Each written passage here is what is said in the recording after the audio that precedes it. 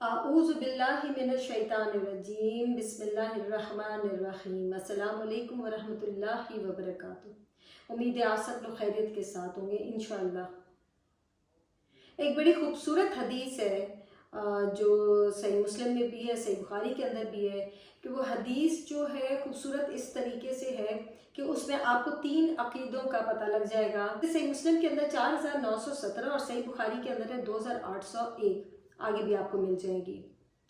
حضرت انس رضی اللہ عنہ سے ثابت ہے کہ انہوں نے فرمایا کہ نبی کریم صلی اللہ علیہ وسلم کے پاس کچھ نو مسلم جیسے لوگ ہوتے ہیں، وہ آئے، انہوں نے کہا کہ ہمیں آپ کے کچھ قاری حضرات چاہیے تاکہ وہ ہمیں آگے دین کی سمجھ دے سکیں، ہمیں پڑھا سکیں، سمجھا سکیں۔ تو آپ صلی اللہ علیہ وسلم کے پاس 70 قاری ایسے تھے موجود جو کہ صرف اور صرف حفظ کر رہے تھے، یاد کر رہے تھے اور صرف قرآن پاک کو لے کے چل رہے تھے۔ تو ان کی دیکھ بھال کے لیے حضرت انس رضی اللہ عنہ کے ایک ماموں تھے، وہ بھی ان کے ساتھی ہوتے تھے، جو کہ جن کا نام حرام تھا شاید، تو وہ اس وقت ان کے خیال کرتے ہوتے تھے۔ خیر، آپ صلی اللہ علیہ وسلم نے ان 70 قاریوں کو ان کے ساتھ بھیج دیا، ساتھ میں حضرت انس رضی اللہ عنہ کے ماموں بھی تھے، اور یہ لوگ چلے گئے۔ راستے میں وہی ہوا کہ انہوں نے دھوکے سے ان کو سب کو شہید کر دیا، اور شہید ہوتے ہوئے سب کے جو ایک آدھے جو رہ گئے ہوئے تھے، ان کے منہ کے جو الفاظ تھے، ان کی جو دعا تھی، وہ بڑی خوبصورت دعا تھی، وہ یہ تھی کہ اے اللہ ہمارے نبی صلی اللہ علیہ وآلہ وسلم کو ہمارا پیغام پہنچا دے کہ ہم ان کے دین پر قائم ہیں ابھی تک، یعنی کہ اس وقت تک، اور ہم اپنے رب سے مل رہے ہیں اس حالت میں کہ ہم اپنے رب سے راضی ہیں اور ہمارا رب ہم سے راضی ہے، اور اپنے رب سے وہ یہ دعا کر رہے تھے کہ ہمارے حال کی خبر ہمارے نبی اکرم صلی اللہ علیہ وآلہ وسلم کو کر دینا۔ اب صحیح بخاری کے اندر آتا ہے کہ نبی کریم صلی اللہ علیہ وآلہ وسلم جو تھے وہ مسجد نبوی میں بیٹھے تھے۔ اچھا، جو ان کے اتفاق سے جو ماموں تھے وہ بیچارے بھی زندہ تھے، تو ایک ان میں سے آیا کفار میں سے، اور اس نے ان کو جب برچھا مارا تو آر پار ہو گیا۔ جب وہ آر پار ہو گیا تو اس وقت ان کے منہ سے جو دعا نکلی تھی وہ یہ تھی کہ میں اپنی مراد کو پہنچ گیا ہوں رب کعبہ کی قسم۔ مطلب اتنا اس وقت بھی ولولہ تھا کہ میں جو چاہ رہا تھا شہادت کا رتبہ مجھے وہ بھی مل گیا۔ تو نبی اکرم صلی اللہ علیہ وسلم مسجد نبوی میں بیٹھے تھے، جب جبرائیل علیہ السلام نے ان کو یہ بتایا، اور پھر آپ صلی اللہ علیہ وسلم نے اپنے تمام صحابہ کو بتایا کہ تمہارے جو ساتھی ہیں بڑے غم کی کیفیت کے اندر تھے کہ ان کو ظالماً شہید کر دیا گیا ہے۔ اور بخاری مسلم سے ثابت ہے کہ آپ صلی اللہ علیہ وسلم نے تقریباً 40 دن تک ان کے لیے قنوت نازلہ پڑھ کر بد دعا کی۔ اب آپ دیکھیں یہاں پہ نبی کریم صلی اللہ علیہ وسلم کی اس حدیث سے یہ بھی بات ثابت ہوگی، جو میں نے 3 عقیدے بولے تھے۔ پہلا عقیدہ ہے علم الغیب کا، دوسرا عقیدہ ہے حاضر و ناظر کا، اور تیسرا عقیدہ ہے کہ غیر اللہ کے نام کو پکارنا، غیر اللہ سے مدد مانگنا۔ وہ ایسا ہے کہ آپ دیکھیں کہ علم الغیب کا جو ہے کہ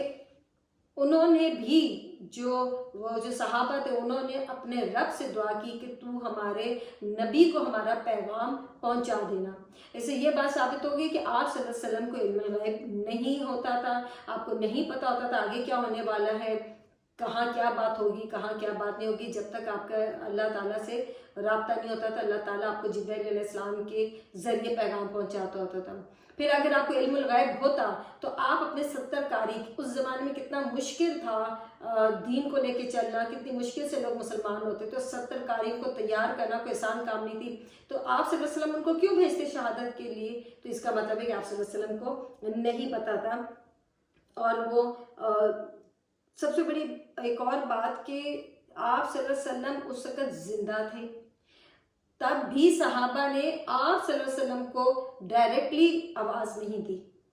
کہ ابھی آپ ہماری مدد کو آئیں، آپ دیکھیں یہ کیا ہو رہا ہے۔ نہیں، انہوں نے اپنے رب سے ہی بات کی اور رب کو ہی وسیلہ بنایا اور رب سے ہی کہا کہ ہمارے نبی تک ہمارا پیغام پہنچا دیا جائے۔ دوسرا عقیدہ ہے علم حاضر و ناظر کا، کہ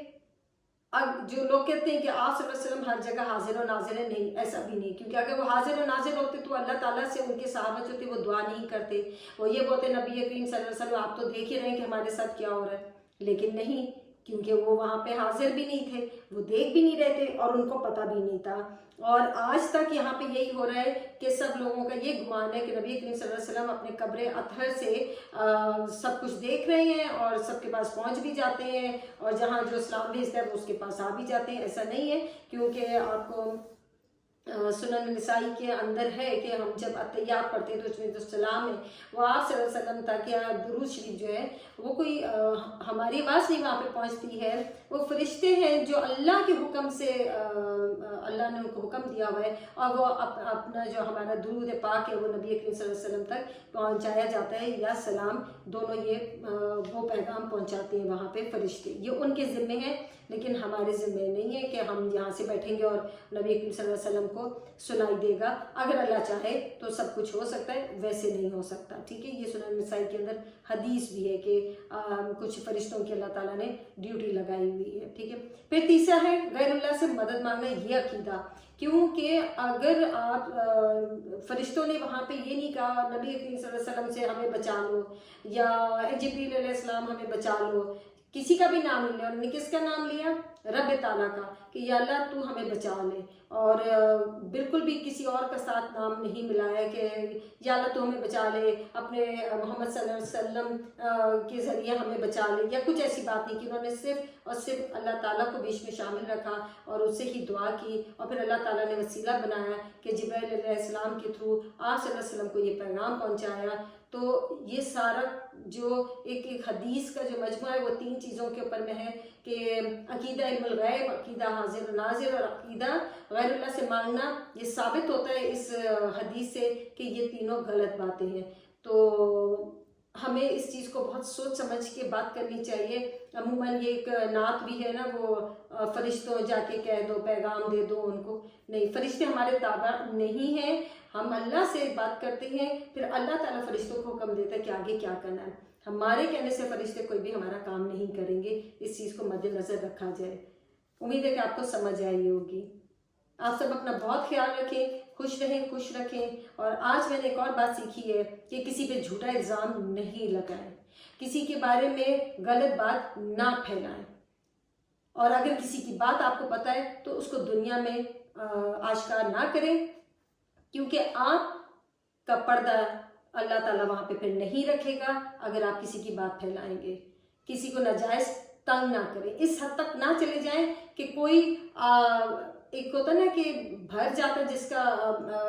دماغ سوچ سوچ کے اور دل سوچ سوچ کے، تو پھر وہ ظاہری بات ہے پھٹتا ہے، اور جب وہ پھٹتا ہے تو پھر اس میں نقصان ہوتا ہے، لڑائی جھگڑے ہوتے ہیں۔ تو اس قسم کی باتوں سے ضرور دور رہیں، خود بھی خوش رہیں، دوسروں کو بھی خوش رہنے دیں، کیونکہ دوسروں کو خوش رکھنا زیادہ ضروری ہے۔ السلام علیکم ورحمۃ اللہ وبرکاتہ۔